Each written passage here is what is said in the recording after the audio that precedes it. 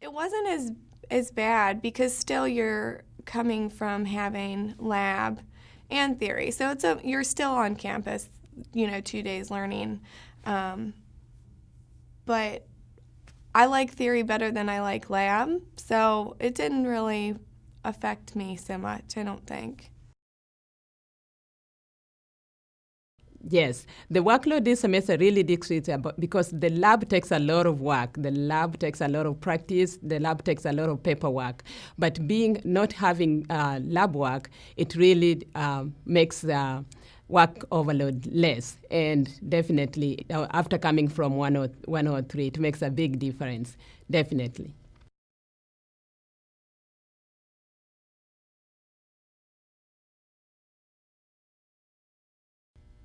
First of all, if I saw that I was going down in my test scores, I had to make use of office hours. I had to go and sit with the instructor, and then we had to go and see what I did wrong, and we could go through and talk. And then I could go back and read the chapters, and then have to do more testing questions just to make sure that I got what I got wrong right.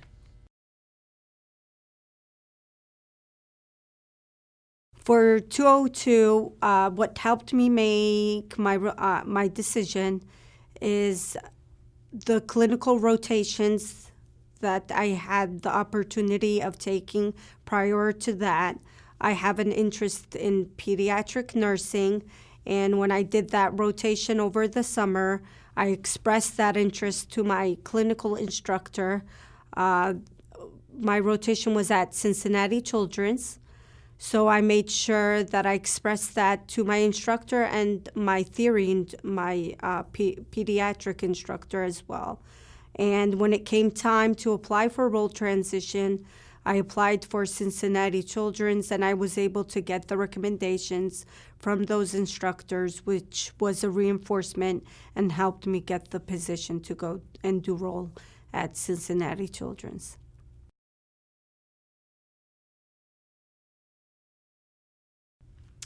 .202 is a time where you need to manage your schedule carefully as well, because you have role transition. You have 120 clinical hours that you have to complete in less than 8 weeks.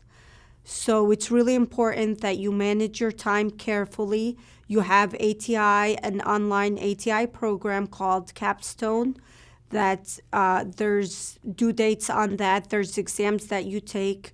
So you need to dedicate your time, work to what works best for you.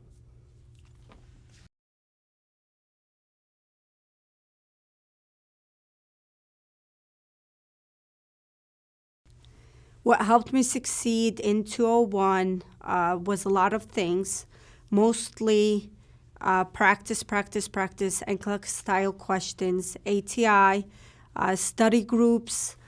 Not just study groups. I have a great friend that I study with on a regular basis.